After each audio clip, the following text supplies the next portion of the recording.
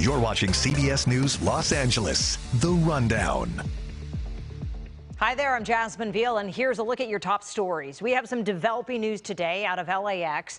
Take a look. This is where a flight from San Francisco landed safely after losing a tire. So KCAL was over the scene as Flight 35 touched down right before 1:30 safely. According to the airline, though, this plane lost one of its tires after taking off from San Francisco. So let's take a look at video from SFO. It shows that tire there lying in the street on that pavement, which landed in a parking lot. Luckily, no one was hurt, but some cars were damaged, just smashed in. Here's video taken showing the tire actually falling off during takeoff. The video was posted on YouTube on the channel called Cali Flight. United Airlines said in a statement the plane is designed to land safely with missing or damaged tires. According to the FAA, this flight was headed to Osaka International Airport. That's in Japan. The FAA will, of course, be investigating. Well, once a year, the President of the United States is constitutionally required to inform Congress about the state of our union.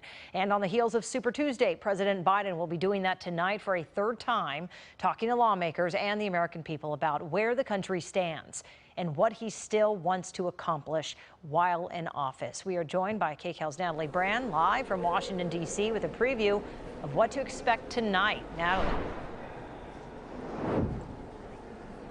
Hi, Jasmine. And this year's State of the Union certainly takes on extra significance because while this is not a campaign speech, it's happening during a big campaign year and at a time when a new CBS News poll finds that most Americans continue to say like they feel like things are going in the wrong direction right now.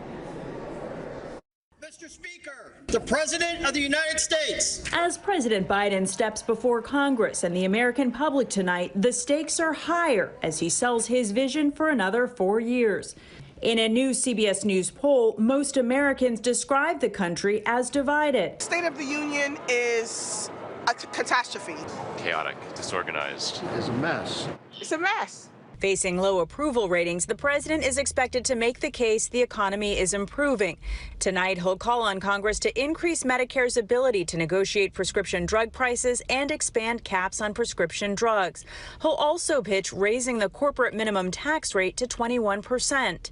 And he'll highlight legislative accomplishments like the bipartisan infrastructure bill. These things don't sell themselves. That's part of why tonight is so important. This is a chance for the president to talk about the strides that our economy has made under his leadership, adding more jobs than any president ever. Even though this is an official speech, the president will focus on key issues already weighing heavily on the 2024 election. He's going to try to take this immigration issue and turn it against the Republicans. The president has urged Congress to take up the bipartisan border security deal that fell apart last month.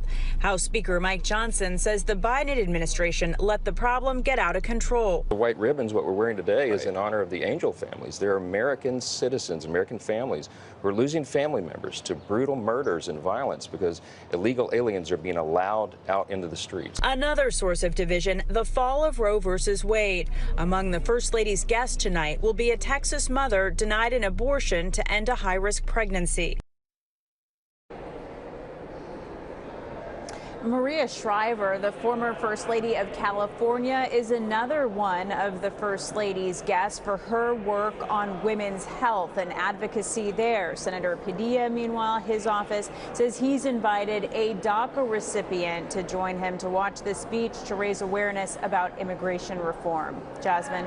Yeah, Natalie, we'll see what happens. I also know that the speaker was calling on Republicans to maintain decorum, right? Because there have been outbursts in the past. And as those people said in your story, it's been a mess.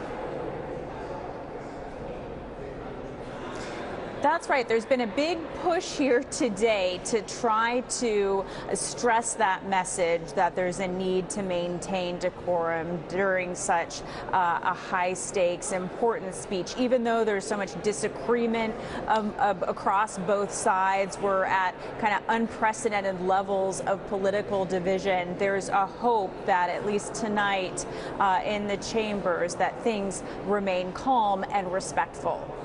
All right, Natalie, we will look for those updates from you. Thank you so much. And you can watch the State of the Union address tonight, 6 o'clock. That's on KCAL News and right here on CBS News Los Angeles. All right, let's get to a wild pursuit with some pretty tense moments when a box truck driver actually tried to put the brakes on this chase. KCAL's Luz Delia Caballero talked to that driver.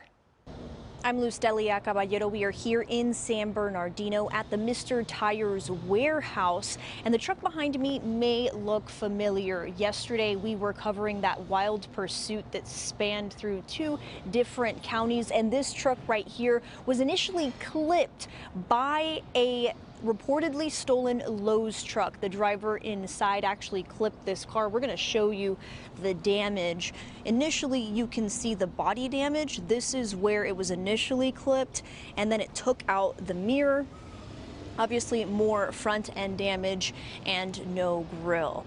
You can see all of the damage there. We actually spoke to the driver of this Mr. Tires box truck. He says that he was just driving, coming back from making a delivery, when all of a sudden a truck got very, very close to him. He noticed immediately that it was a Lowe's truck, and then when he got clipped, he thought because it's a Lowe's truck, it's a company car, that driver is definitely going to stop. Here's, again, another look at the damage. But obviously, if you were following the story yesterday, you know that driver did not stop, kept going. And so the driver we spoke to, Roy Perdomo, tells us that he did his best to try to stop the driver, maneuvering his box truck to try to get in front of that Lowe's truck, but to no avail. He actually ended up getting hit again when the driver of this Mr. Tires box truck got in front of him, and then he said that he pumped the brakes a little bit to try to slow down that driver of the reportedly stolen Lowe's truck.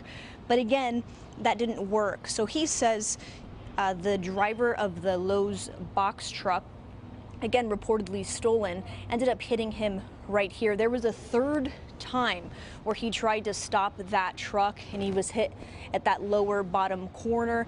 And at that point, he says that he realized it was a pursuit. He was now seeing CHP officer vehicles and was hearing helicopters overhead, so he then pulled over. That's when CHP caught up with him. Coming up, all new on KCAL News at 5, we will share more about what Roy had to say and ultimately how he feels after this wild experience. Yeah, Roy's lucky he didn't get seriously hurt. All right, turning now to the weather forecast. Oh, after some serious rain yesterday, the sun is back out today, and we need it as we go to our KCAL News meteorologist, Alex Biston, in our next weather forecast. Hi, Alex. Hi, Jasmine. Yes, we are seeing a mix of sun and clouds and, a few lingering showers out there. But this system is starting to move out of here, and we will have, of course, a drier weekend setup. So that is the good news if you have any plans outdoors this weekend. So, yes, some of our foothill communities, the desert, seeing some lingering showers this afternoon. It's possible we pick up some additional snowfall up into the mountains, and really this is just over the next few hours. So here is the future cast. We're going to start at around 3:30, 4 o'clock, still seeing some of those showers across the Inland Empire. Again, some of our foothill communities, that chance for showers is going to continue through around 6:30, 7 o'clock tonight. By 10:30, we're looking at a mostly clear sky, and this system will have moved out of here. Here is waking you up tomorrow morning. Through the morning hours, we are seeing mostly sunny skies. Now, we do have that winter weather advisory. We've been talking about that. That is with us until 8 o'clock tonight for the San Bernardino, Riverside County mountains, as well as some parts of the San Gabriel. So we could see an additional 1 inch of snow. That's above 5,000 feet. Heading into tomorrow, again, we're dry. Temperatures will be in the low 70s across downtown, Burbank, into Simi Valley and Santa Clarita. Still hanging on to 60s in areas like Camarillo. Low 50s in Big Bear, and close to 80 degrees out toward Palm Springs. So we are actually entering a drier pattern. This is the precipitation outlook. This is from the Climate Prediction Center. This is over the next 6 to 10 days, and we are forecasting below average chances for precipitation. So it looks like we're drying out as we head into that time period. Want to show you the next 7 days, and well, it's brought to you by lots of sunshine. We're talking temperatures in the low 70s heading into Friday, and this weekend going to be a beautiful weekend to head outside. Temperatures hovering in the 60s for the week ahead. Jasmine. All right, Alex, thank you so much. All right, let's go to Orange County. This is where a chapter of the Boys and Girls Club is closing down this summer. KCAL's Michelle Gili has more on this development and reaction from parents. I'm outside of the Boys and Girls Club in the city of Rancho Santa Margarita today. This is a city-owned building. You can see Tim Kimball, my photographer, behind us getting some shots. The kids have not arrived yet because they are in school. And in essence, what we're being told by some parents is that they received a letter from the Boys and Girls Club telling them that the club will close at the end of June. And these families are very upset about this, very concerned about it. One of the things that they're telling me is that they really haven't gotten any clear answers from the city council. They've gone to the council meetings. This has never been on the council agenda, they say. They tell me that when they ask questions, they're kind of given the runaround. But what they do know from the Boys and Girls Club is that the Boys and Girls Club has been told that the lease will not be renewed. Another issue from one of the parents is the fact that the council has stated, allegedly, that it wants to put a museum in this spot here, a museum of the different items here representing the city of Rancho Santa Margarita, which, by the way, is a pretty new city here in Orange County, about 24 years old. So the parents, again, a couple of them standing right behind me here. You guys, just very briefly, the key issue that you have with this is? That it's very needed in our community, and they won't even give us an explanation as to how or why this decision was made, even though we have repeatedly asked them to.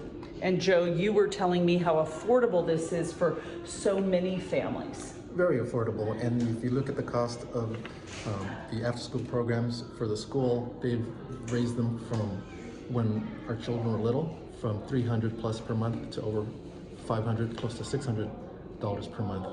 The affordability of this program is $125 for the year, and the Boys and Girls Club is a nonprofit, so anything that the city contributes would be the cost of paying the employees minimum wage. And according to these families, thank you, Joe, the city provides this space for the Boys and Girls Club and also funds it $120,000 a year. So the families want to know where the Boys and Girls Club will go if, in fact, the lease is not renewed, and that's what they're being told, that they'll be out in June, the end of June. Well, this has been CBS News Los Angeles, The Rundown. Thank you so much for joining us. Of course, we will be back here live at 4 o'clock on CBS News Los Angeles.